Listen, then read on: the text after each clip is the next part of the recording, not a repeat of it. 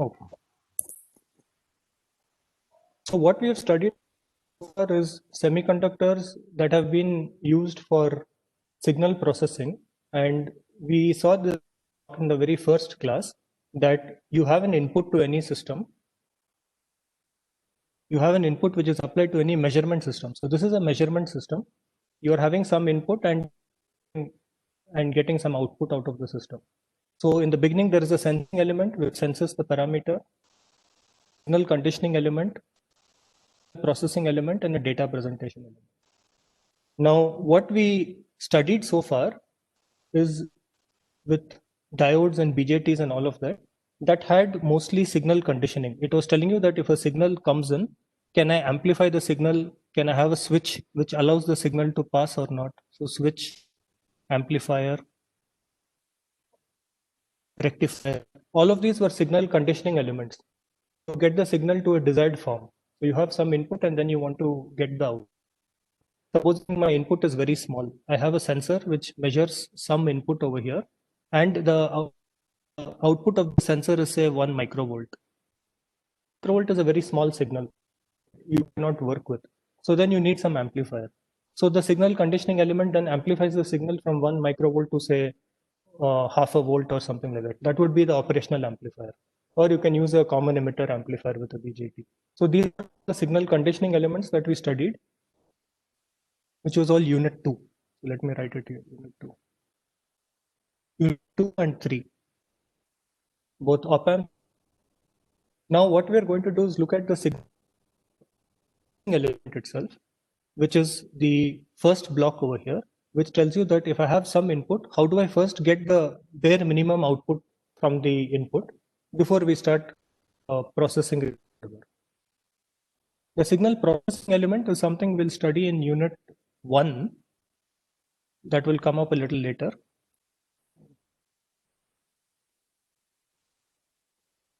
This is unit 1. And data presentation element is not anything that we are studying in this course. Data presentation element has got to do with cathode ray tubes, your television screen, computer screen, cell phone screen. So these are all the ways of presenting the data for the end user. Okay, but our focus is going to be on these 3 blocks. We are talking about sensing elements, then the basic definition of a sensing element is that it is the element which is in contact with the process that you want to measure, and it gives an output which depends in some way on the variable to be measured. Okay, example is thermocouple or strain gauge. The thermocouple is a device which we have studied in our high school that is used to measure temperature. It gives an electrical output temperature. Similarly, you can have a strain gauge, which basically is a system which gives an electrical output based on the force or strain applied on it. So the definition of a transducer is that a transducer is a device which converts a signal from one form of energy to another. Okay?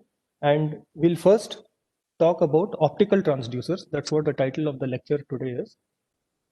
And since we have been working with semiconductors so far, it will be easy to transition into optical transducers. So let us understand how that works.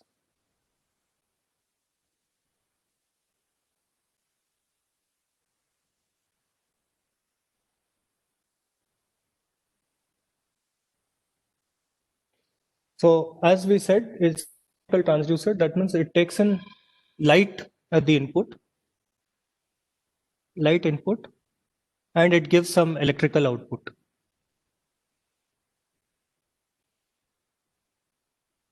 It can function bidirectionally also. So a transducer basically converts a signal from one form of energy to another.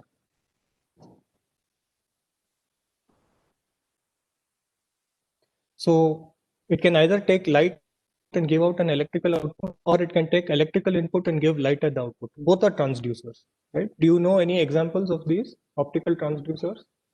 LED. Yeah, LEDs. Very good. So Solar panels. Solar panels. correct. Solar panel LEDs. So what you have given as examples are the two-way examples. I'm trying to get my stylus to work. It just stopped suddenly. I don't know what happened.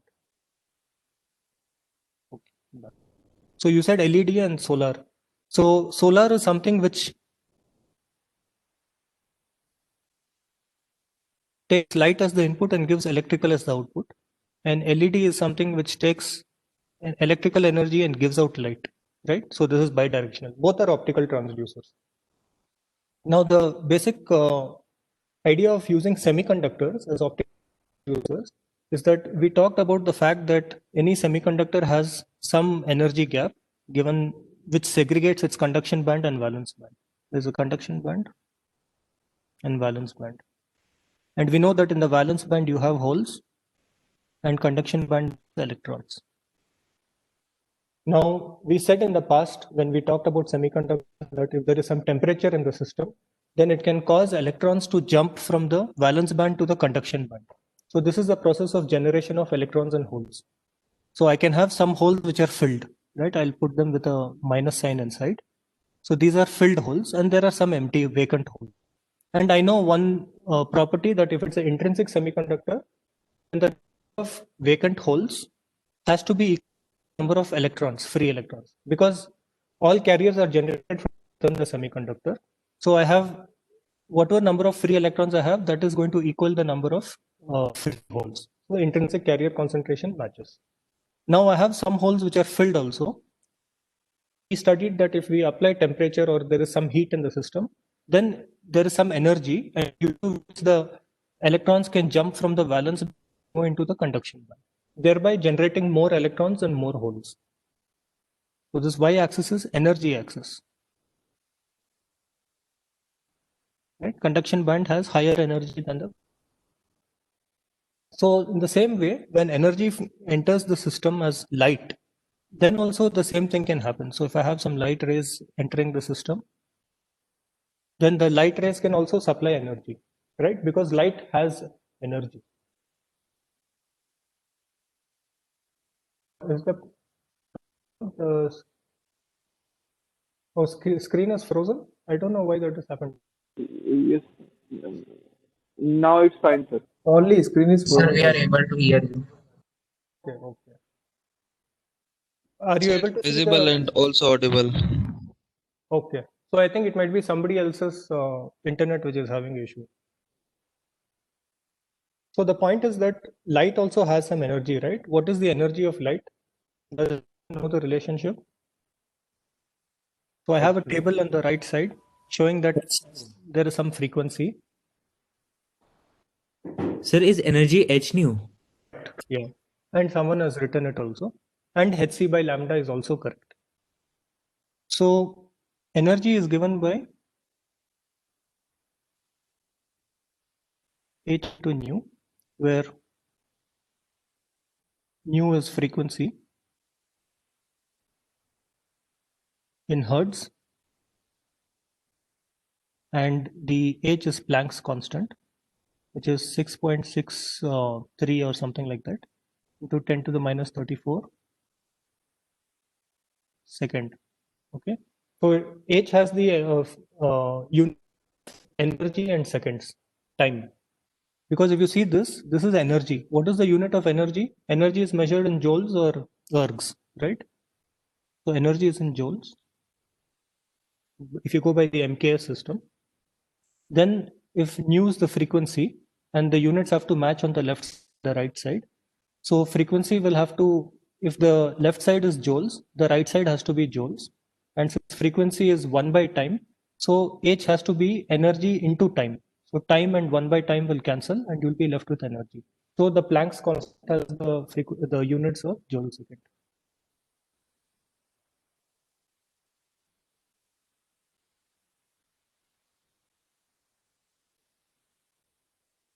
Now, one of you also wrote that the energy is equal to hc over lambda.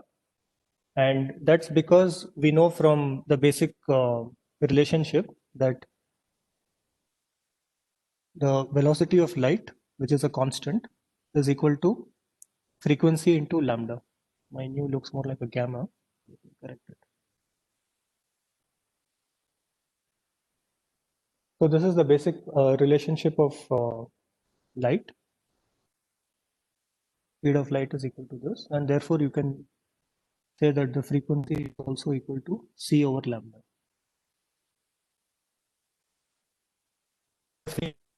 Of course, goes higher as you go into the blue light region.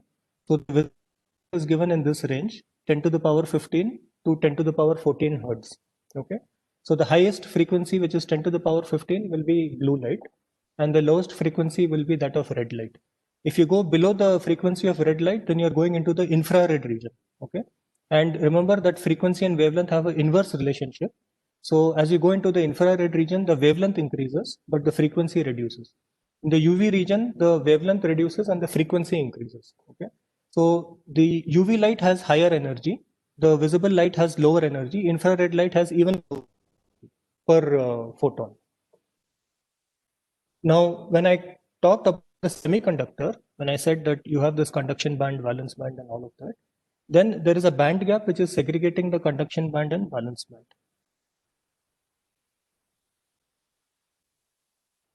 If there is light which is incident on this semiconductor material, then that energy of light which you are calculating from this table should be greater than the band gap of the material, so that an electron can go from the valence band to the conduction band.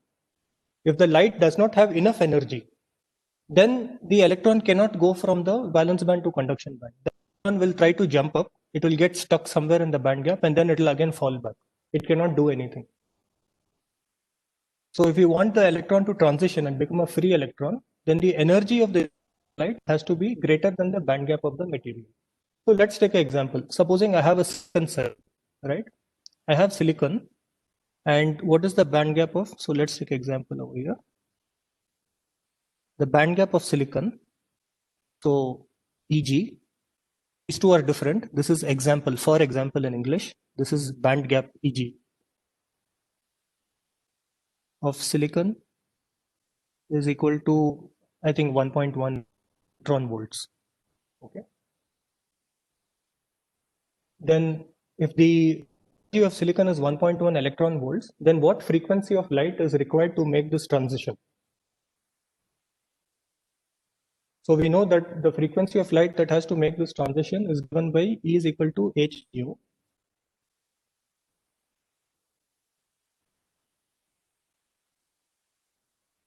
So this should be equal to h into nu, right? But remember that I have written this in electron volts, and this h nu is actually in joules. So there is a relationship there you have to be careful about, that 1 joule, before I put this, let me write.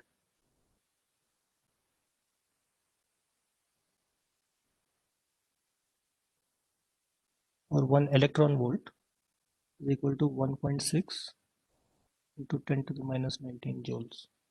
This is a standard relationship.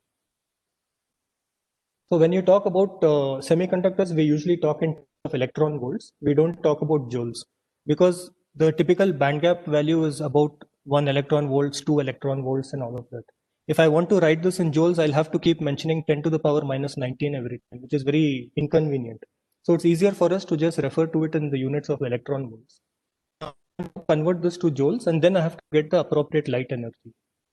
So if I want to find out what is the frequency of silicon, which will excite carriers in silicon, then that will be nu is equal to 1.1 EV into 1.6 into 10 to the power minus 19 to get it into joules, and this divided by Planck's constant, which is 6.63 into 10 to the minus 34 joule second, right? So we know that 16 fours are 64. So I'm going to assume, let's do our engineering approximations. 1.1 is equal to 1. So that's gone. This is 16 and this is 64. 6.6 is 6.4. It might be 2.6 into 10 to the minus 14 hertz. Okay. So let's see. So this is by 64 is 1/4. So 0.25. So 0.25 into 10 to the power 15 hertz. What did you say? 2.6? Yeah, so same thing. Yes, sir, 2.6 into 10 to the minus 14 hertz. Yeah, it's the same thing. So 0.25 into 10 to the 15 is 2.5 into 10 to the 14, and 2.5, 2.6 is anything. So you can just do a quick mental calculation like this. And therefore, you can see that if I look at this range, then is blue light, and 0.5 into 10 to the 14 is red light. So probably this is in the visible region, somewhere close to blue, right? Something close to blue light may be working for silicon. So this is a good way to do a back of the envelope calculation. The point is that when you're doing these semiconductors as transducers, you want to choose the appropriate semiconductor depending on what spectrum of light you're using. So there may be some applications where you want red light or blue light or green light. Accordingly, you have to choose the semiconductor with the right band gap. On the other hand, you could have, you want to measure visible light, which has all the spectra. Then you can have a combination of semiconductors, or some particular semiconductor can satisfy the entire visible spectrum. So there could be like various such design parameters. We are not going to worry about that. But the idea is to just let you know that based on this light spectrum, you know that there is certain energy. Every photon, based on the frequency of its light packet, it has a certain energy. And that energy, if it is sufficient, then it will allow the excitation of carriers from the valence band to conduction band. There are also materials called direct band gap and indirect band gap materials. So materials are suitable for optical transitions, whereas indirect band gap materials don't work. Well, I'll just write that down here. The problem with silicon is it's an indirect band gap material actually. So usually we want direct band gap materials.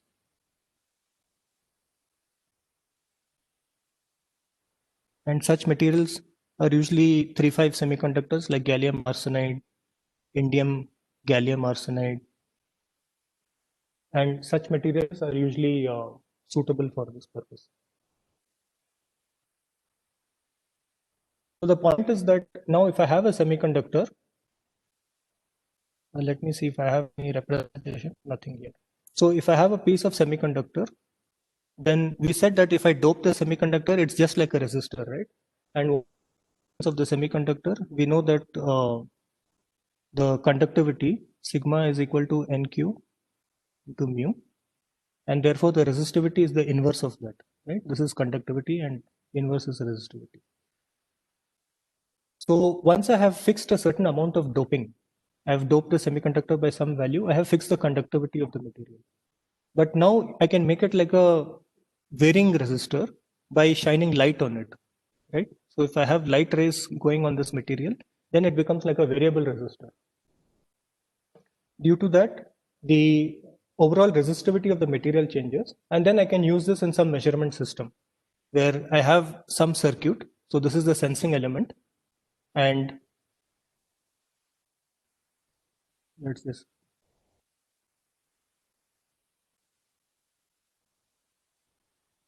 This can be part of a sensing element, and then there is the signal processing or conditioning element where you can have an amplifier, then the signal processing, and so forth. So in that sense, you have this optical transducer. The basic semiconductor material acts as a variable resistor. Its resistance changes as light falls onto the material. There's one question: what does direct band gap and indirect band gap mean? Well, normally when you are plotting the band diagram of a material, which is not something I have taught you guys, but there is something called as an energy momentum band diagram, that you have the momentum of an electron, which is K, and you have the energy of an electron. And what happens is when you plot this EK diagram, you find that as the energy reduces, then the momentum also reduces. This happens for a conduction band electron, whereas for a valence band electron, when the momentum is minimum, the energy is at the maximum point. Actually, these are the definitions, actual definitions of conduction and valence bands, which we have not got into this course because they're quite complicated. They're not even there in a UG third year course. This is a graduate level subject. So the basic idea is that when the minimum of a conduction band, this is the conduction band, and this is a valence band. Actually, I should not call the whole thing as conduction band. The conduction band corresponds to this minimum point, and the valence band corresponds to this maximum point. So when the minimum and the maximum of the conduction band that you know of, when they coincide in K space, when they have the same momentum, then it is called a direct band gap material. There are some semiconductors where what happens is the valence band usually follows the same pattern, but the conduction band may look something like this. So that the maximum of the valence band and the minimum of the conduction band, they do not coincide. Okay. Because you have asked the question, I've given you the answer, but you don't need to know this. It's not part of your syllabus. All you have to be aware is that there are some materials called a direct band gap material and some materials called indirect band gap. So in materials where there is a coincidence of the conduction band minimum and valence band maximum, that means they occur at the same momentum point, that is called a direct band gap material. And such materials, typical example is gallium arsenide, indium selenide. I think there are many other such compounds, whereas silicon, germanium and all form this indirect band gap material. So usually they do not have optical transition. Okay. But again, let's not worry about this because it will confuse you further and it will detract us from the main point of today's class. Does that mean if the energy of every electron will be zero? Energy is not zero, please. So here, what we are saying is that there is a finite energy. There is a finite energy, and we are talking about the minimum point. The minimum of the finite energy is occurring at the same point where the maximum of the hole's energy is occurring. So they're just coinciding, that's all. And the momentum is like zero momentum point. But energies are not zero, just remember that. So that's a direct and indirect band gap material. And basically what happens is, due to this reason, there are some materials which are more responsive. That means if there is a light shining on them, there is light shining, then there is easy generation of electrons and holes. In an indirect band gap material, what happens is even though there is a light shining on it, there is not much generation of electrons and holes.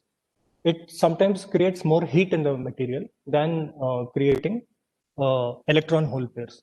So we are not worried about all that. So all I want you to know is this keyword that we are working with direct band gap materials, which is allowing us to generate light. So let's look at a photoresistor. A photoresistor, now that we understand this concept that I have a piece of semiconductor, which if doped is acting like a regular resistor, and even if it is undoped, then it is not acting as a resistor at all. I mean, it's basically like an open circuit. And if I shine light on this, I'm creating electron hole pairs and therefore I'm making it more conductive. Okay. So the conductivity of the material increases as light shines on it, but there is a threshold for the light. If the light is below a certain frequency, then it does not have enough energy to generate anything. So the light has to have a threshold energy level. Beyond that, it is able to generate electron hole pairs.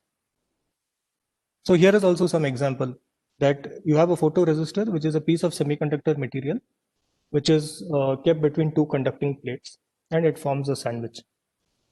So the materials used are cadmium sulfide, cadmium selenide. Here you have even germanium and silicon, right? So all of these are used as photodetector materials, and they are all having their own properties of what is the appropriate range in which they can work for different wavelengths of light and things like that. The presence of excited electrons in the conduction band causes a decrease in the electrical resistance. So here is a typical photo. Let me just zoom in a bit. This is the photo of a LDR, a light dependent resistor. That's the other word used for it. Let me write it, LDR. Light dependent resistor.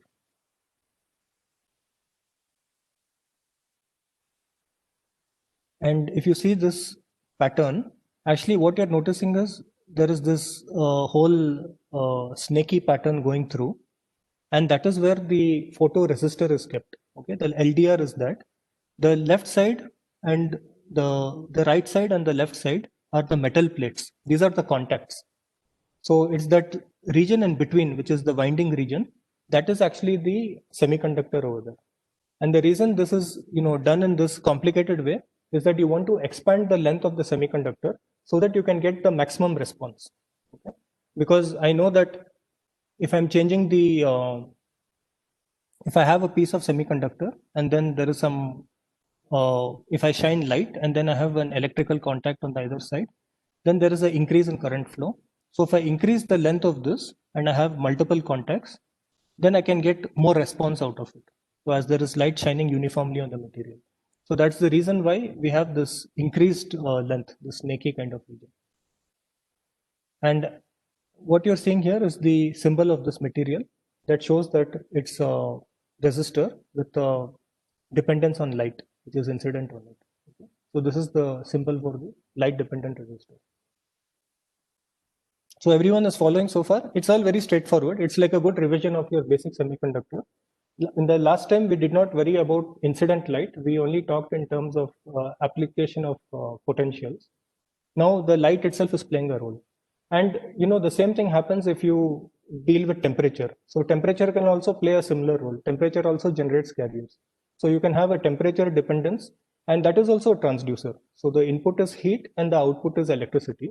It's the same semiconductor material, or the input is light and the output is electricity. So it can be either an optical transducer or a heat transducer. It works in either ways. Now, one of the questions I think somebody had written somewhere is, it's lost now, but I think there was a point about what is the minimum frequency or required for the material to respond. And this is actually not that curve, but what happens sometimes is you find that if the material has a band gap, how do I plot this? Yeah. So if this is the energy of light, if I have light of a certain energy, increasing energy, and the material's band gap is somewhere over here, then normally what you expect is that the response will be that until I hit the band gap of the material, there is no light which is formed. There is no light output. So let's just call this as say electrons or something like that. Some electrical output. Okay, let's just call it as electrical output. So what you expect is that until you hit the band gap, there should be no electrical output. And after you hit the band gap, since you have a high energy, it should be kind of constant. I mean, you are generating more and more carriers. But in reality, what happens is that the responsivity is such that it's almost zero until you hit the band gap. But then you hit a peak which is close to or slightly higher than the band gap, and then again it reduces. So this is just a property of the material that normally what happens is due to this conduction band and valence band, the way it is distributed, the number of carriers, the maximum number of carriers are close to the conduction band edge and close to the valence band edge. So when you have a light which is exactly equal to the band gap or slightly more than the band gap, that excites the maximum number of carriers. As you go to higher and higher frequency, like for example, in this case of silicon, we calculated that band gap is 1 electron volts and the desired light frequency is about 10 to the 15 hertz.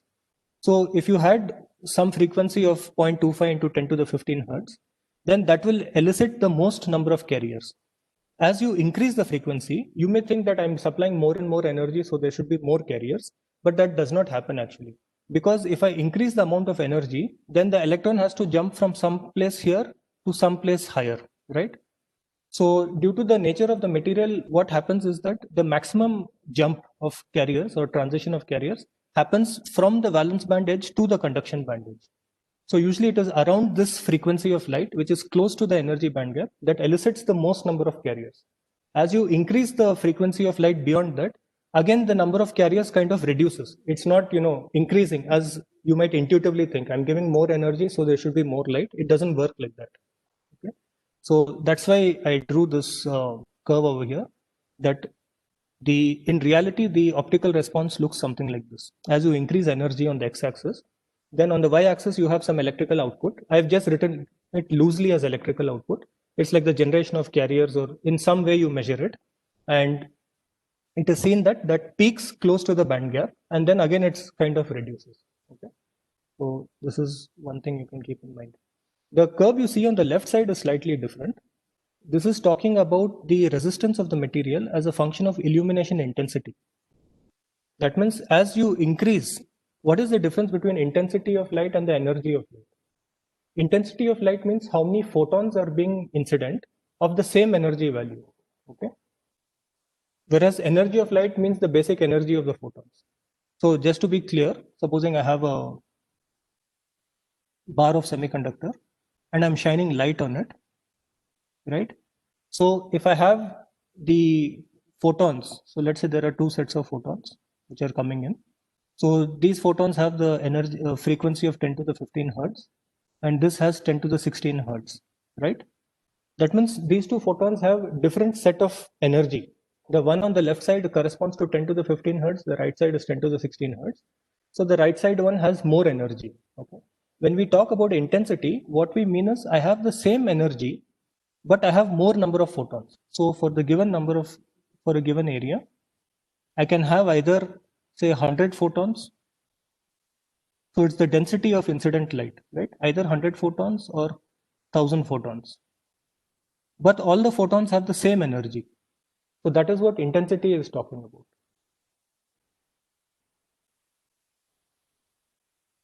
So this is the curve which shows that as you increase the illumination, that means I'm shining more and more light.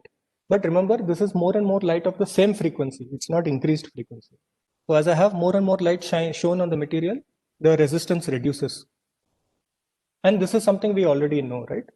This is what we discussed so far. As I shine more light, I'm generating more carriers.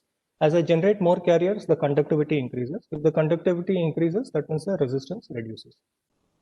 And the way you can think about it is, as I'm shining more light, so as illumination increases,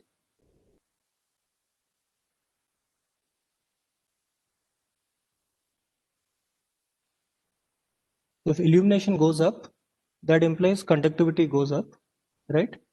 And we know that resistivity is 1 by conductivity.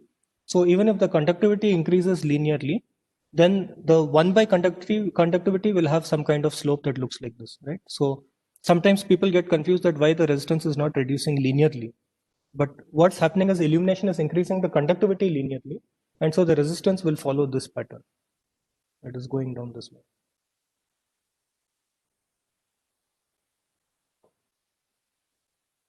Yeah, illumination means intensity. Illumination means how much light per unit area. Density of light. So intensity and illumination are the same thing. So this is the basic working of a light dependent resistor. So this is a LDR circuit, and this can be used to, for example, when you have this intruder alarm, right? You have the doorway. I mean, you must have seen this in the movies, that there is a door and there are those infrared sensors which are like, shining light from one end to the other end. So on the other end, you have LDRs. And from here, I basically have LEDs. For example, I have LEDs which are shining out light, and on the other side, I have an LDR which is receiving the light. So if some person walks through and breaks the light, then that LDR response will change, and therefore a person will know that there is, the alarm will be generated that there is some breakage in the path of light, and so you know that there is an intruder. So this is the basic, optical transducer, just used as a basic light independent resistor. Okay. Now, if I want to take this one step further, then I can go into the diodes. And this is where more interesting things happen. So in the basic case, you're just using it as an element whose resistance changes as a function of light. But now what I'll do is I'll create a photodiode. Any questions so far?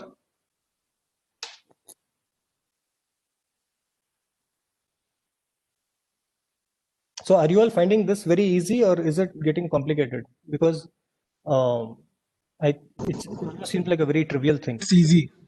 Okay, great.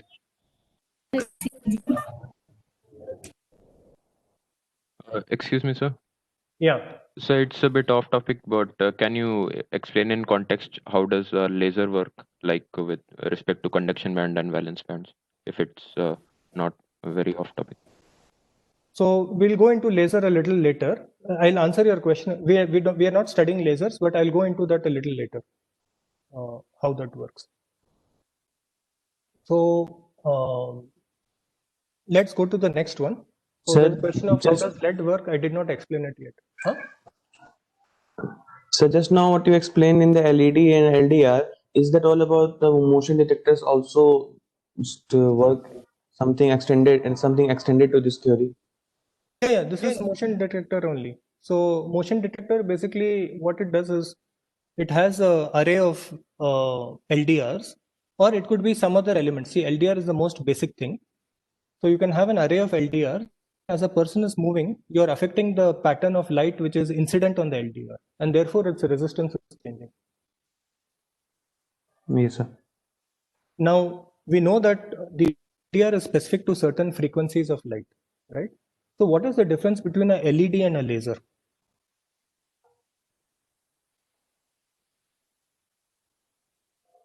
We know that LED is light emitting diode, and laser is light amplification by stimulated emission of radiation. Monochromatic, perhaps. Very good. So laser is basically its specialty, it is monochromatic. Okay. That means it has a very narrow frequency. It is very perfect. LED has a wide range of frequencies. Wide in the sense, with respect to a frequency. So it has more range of frequencies.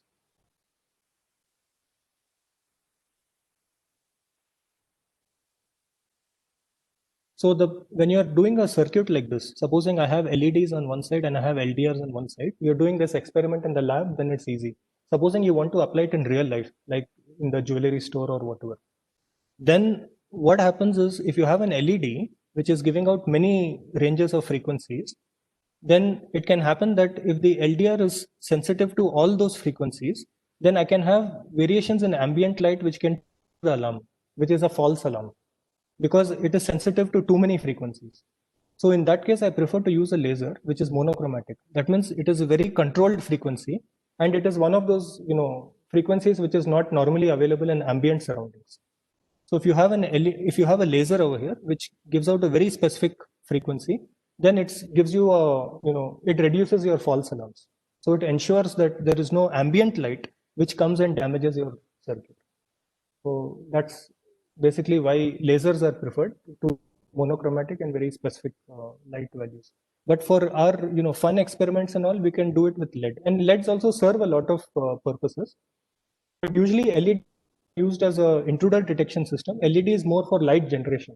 It is scattered light which is shining on a wide region. Laser is a very concentrated light which is focused on one particular point. So let's look at a photodiode, right? Until now we talked about the fact that we have a bar of semiconductor, and if I shine light, then I'm generating more carriers. But now in this bar of semiconductor, supposing I've doped it so that it's P and N type, okay? And then we know that we have the negative ions on the P side and we have the positive ions on the N side. So let me remove this intermediate line and therefore say, as a consequence, in this junction, I have an electric field. The electric field goes from positive to negative, right? Because the electric field is going from positive to negative, then what happens? Now, supposing I'm shining light on the material. Okay, if I shine light, again there is the incident light from outside, then that light will generate carriers in the depletion region also. The light will generate carriers in the P side, the light will generate carriers in the N side. Now, when I have light generating carriers in the depletion region, then this color. So then in the depletion region, if I've got a bunch of electrons and holes, right, which is generated due to the application of light, then the electric field will push the holes on one side and the electrons on the other side. So because of that, what will happen? The electric field is going from positive to negative. So the electrons are going to get pulled to the N side. So to the N side, you will get electrons now. And on the P side, you will end up getting holes. Everybody is agreeing to this?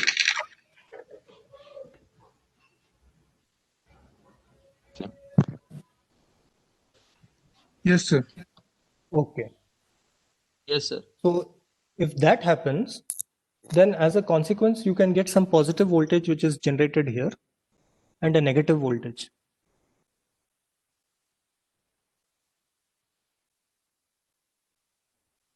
Which is generated here. So this is the basic idea of a photodiode. If by shining light, I'm able to generate a positive potential and a negative potential on the either side. Okay.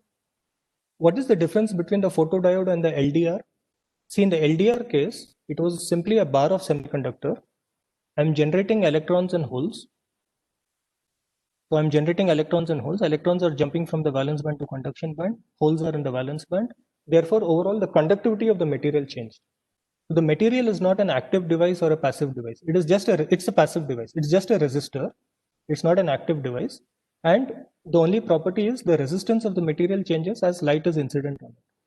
Now, if you consider the case of a photodiode, it is actually acting like an active device. That means I shone light and it is creating a positive potential and a negative potential on either side. Okay. And that was made feasible only because I have this PN junction in between. Supposing the entire material is P-type, there is no PN junction. If it's entirely P-type, then it's just a resistor. But because I have a P-type and an N-type, then what's happening is when light shines on the P side, it is still a resistor. When light shines on the N side, it is still a resistor. But when light shines on this junction, then the inbuilt junction electric field causes the electrons to get pushed in one direction and holes to get pushed in the other direction due to drift. And because of this, you're having excess carriers which are generated, right? Because remember again, when I talked about the light dependent resistor, I said that the number of carriers which are generated makes the system stay in equilibrium because the number of electrons generated is equal to the number of holes. There is no asymmetry. I've just created more electrons, I have created more holes, but the number of electrons and holes is still the same. That has not changed. But in the case of a photodiode, that has changed now. Because I applied the light on the depletion region and I created equal number of electrons and holes, but those electrons got pushed to one side and holes got pushed to the other side. So we have created a disequilibrium. And therefore you now have a positive potential and a negative potential, right? So this is actually now generating energy, this system. Everyone is clear about this difference? So another way to understand that is then if I were to have the PN junction diode, supposing I have a PN junction diode and I'm shining light on it, so light is going into this diode, then I said that there is a positive potential and a negative potential, right? Now, is this diode forward bias or reverse bias? Sir, no biasing. No biasing. Okay. Any other answers?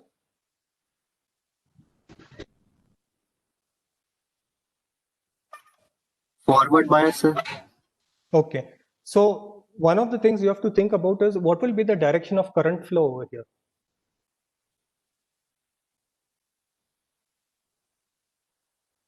The answer is correct. It's no bias. We have not biased it because we have not applied any battery. We are shining light on it and we are creating a positive and negative potential. So now I'm connecting them. So what is the direction of flow of current? Left to right. From left to right. So left to right going from where? From like this? Sir, left to right. Negative to positive. From negative to positive. Sir, Okay. from P to N, sir. Yeah, from Anti-clockwise. Negative to positive, sir. yeah, anti-clockwise is the correct answer. So the point is that when you normally apply a bias, then the current flows into the diode going from left to right. So normally the current would go like this if I apply a forward bias. But this is a special case where the bias is actually being generated by the diode. So the current actually has to go in the external terminals like this. The current is going from positive to negative. Okay. And this is what is called a solar cell.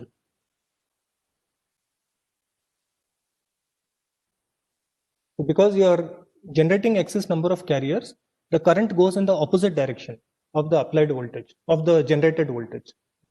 So the point to keep in mind is normally when I have a diode and I say that there is a forward bias, that means I apply a positive and a negative over here, then current flows into the diode. This diode is what? Passive. This diode is active. It's an active device. The passive device is consuming energy. I'm applying a positive potential to make current flow into the diode to break the inbuilt potential. In the second case, it is an active device. The diode itself is generating the energy. The diode is behaving like a battery. The battery has a positive terminal and a negative terminal, and current goes from the positive to the negative terminal outside the battery through the external circuit. So this diode is actually generating energy. So this is acting like a solar cell. Now, if I have a normal photo detector, then usually a photodiode is not used to generate energy. It is just used to detect that there is some light incident on the material. So these two are slightly different. And let's look at some of the characteristics. So normally when you talked about the characteristics of a photodiode, then there is something called responsivity. Responsivity means that for a given amount of incident light, how much does the material change? Its resistance changes, or how much current does it give out? So responsivity means it's a change in the output to a given change in input. Response time means how quickly does it respond. Okay. And dark current means that even if there is no light incident on the material, is there some current, is there some potential developed or something is happening? Because this dark current means that even in the absence of ambient light, there is some background generation of current, supposing due to heat or something else is there, right? So dark current can have many contributions other than light. So dark current is more like noise, right? So we consider this as noise. And the responsivity is got to do with the signal. So I have a desired signal that I want to measure, and I want to see how well the system behaves to that signal. And dark current is like noise. Even in the absence of the signal, there is some noise current flowing in the system. Okay. Sir, in the passive diodes, we used to consider the biasing by the external source that we have applied, the external voltage that has been created. Correct. By. So we apply Right. an external battery. But in the active source, we cannot consider that there is any biasing, because we have not applied any external source, right? Correct. So we are not biasing. There is no bias applied in the system. Okay. And you said that the active diode is like a battery, which is analogous to a battery, which creates a potential difference in its in itself, means without any external external interference, and there is a potential difference created inside it by on its own. The potential difference is generated at the terminals of the diode, the positive and the negative terminals, is generated without any external interference. So there is only light is shining, light is creating the carriers, and the diode has generated a positive and negative potential at either ends of itself. So, sir, either it means what is my point? Just I'm asking to reconfirm that what is my point, that we can only say two things, that either biasing term is not defined in the case of active diodes, or else it should be, or else it should be forward bias. Because if only we are saying that there is some bias, means if we are defining the term biasing, then it has to be forward bias, because potential difference is there, or else we can say that it is not valid. There is no bias defined for this. No, that's what we just said. There is no bias. I said so it is not valid to discuss biasing over this active then. Yeah, correct. So that's the point I'm trying to make clear over here. So there is no bias defined for this. So the diode is right now, the way it is connected, there is no external battery. So the light is generating the potentials, and so the current is flowing from the positive potential to the negative potential. Right. So the diode is an active device here. It is not biased. So a passive device is biased. Now it is possible, however, to even bias this active device. Now let's talk about that. Now that you have raised this question, it is possible that even if you have an active device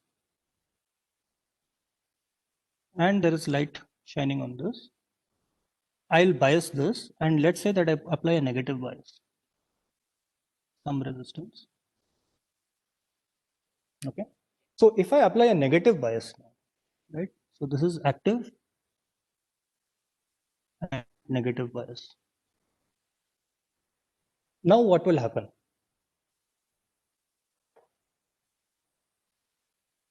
So let's look at the internal structure of the diode over here. So what is going to be the role of a negative bias on the system?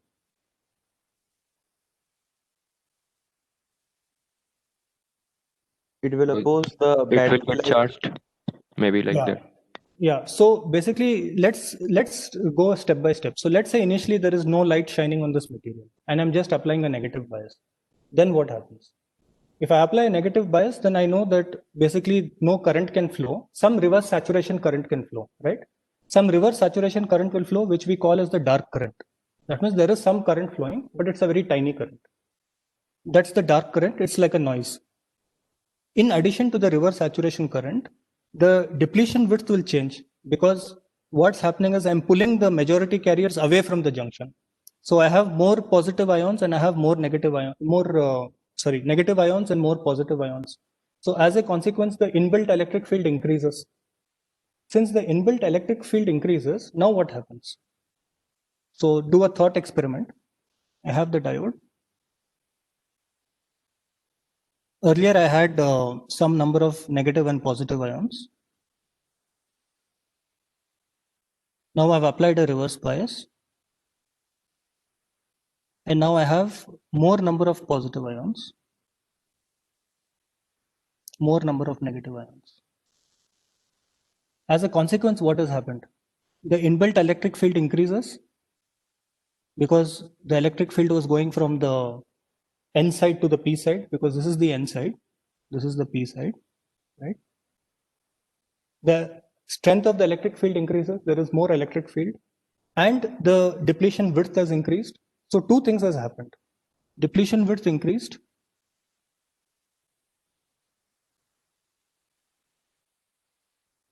Electric field increased. If the depletion width increases, that means I have a more region which is generating electrons and holes, which is contributing to the imbalance, right? So by applying a reverse bias, I have increased the generation of the light dependent electrons and holes, the asymmetry due to the electrons and holes. Remember that when I talked about the original PN junction, I had made this point to you. If I'm shining light on the P side, it doesn't make a difference. If I shine light on the N side, it doesn't make a difference. It doesn't make a difference in the sense they both are just light dependent resistors. It is the junction region which is creating the imbalance, because the electrons and holes generated at the junction are going to either side, are being swept aside by the electric field. So now by increasing the width of that depletion width, I have increased the imbalance.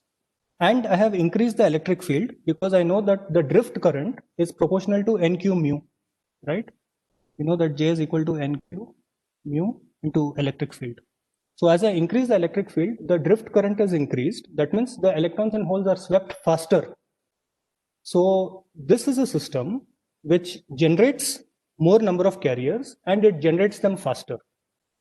So this is a system whose responsivity has increased. That means for the same amount of incident light, there is more generation of carriers and the response time has also increased. So I have increased two things by applying a negative bias to an active device, right? And now negative bias is very well defined.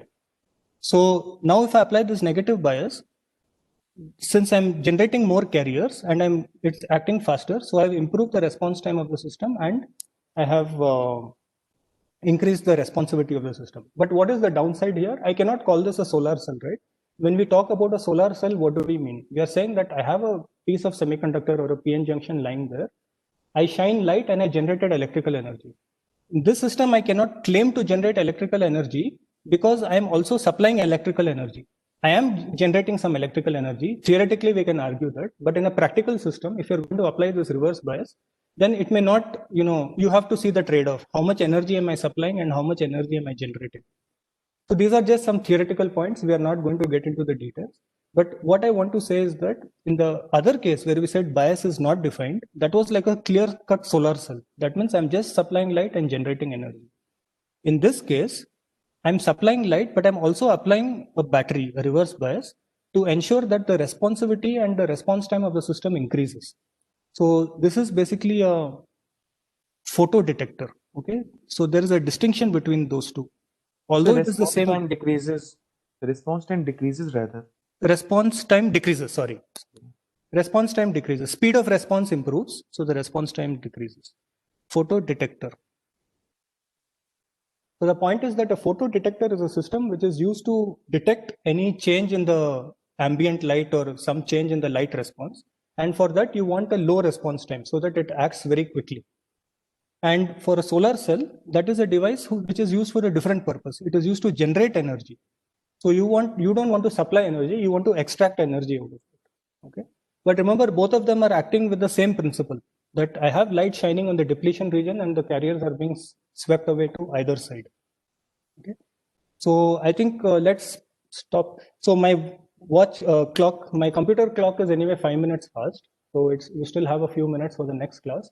Does anyone have any questions? Sir, what will happen if we forward bias with a voltage of 0.7 volt? Forward bias beyond the voltage of 0.7 volts. No, sir, Nothing with the will happen. voltage less than 0.7 volt. I'm not getting your question. So can you repeat again? If you forward bias? With the voltage less than 0.7 volts. Less than 0.7 volts. Yeah, it is still a forward bias. See, what happens is, let me stop the recording here for this class. Anyone has any question about this class? Yes, sir. Yeah. Sir, please explain the working of photodetector. Photodetector, the last one which I just showed. Yes, sir. Yeah, so basically what I'm doing is I'm applying a external battery. Because I'm applying an external battery so that the negative terminal is connected to P side and positive terminal to the N side. So it's a reverse bias. I know in reverse bias the depletion width increases. We already studied this in the diodes. And because the depletion width increases and the reverse bias adds to the inbuilt electric field. So it creates a greater electric field at the junction. And because of that, what happens is any carriers which are generated are quickly swept to either side, to the P side and N side. If I'm generating some electrons and holes in the depletion region, then those electrons are quickly swept into the N side, the holes are quickly swept into the P side. And the number of electrons and holes generated has also increased because I have a bigger depletion region. So the number of carriers has increased and the speed of the system has increased. And so this is called a photodetector. Okay. So, sir, basically it is working as a photodetector by increasing the current. By increasing current and by, yeah, you can say by increasing the current. Okay. Sir, when would be our quiz? Next quiz? Quiz is on Wednesday. Okay, sir. What is the syllabus, sir? Could not hear. Syllabus, sir. What is syllabus? Syllabus is everything. Oh, I already explained this so many times. It's until that 18th lecture. Syllabus is fixed. It's until op-amps. Everything from the beginning to op-amps.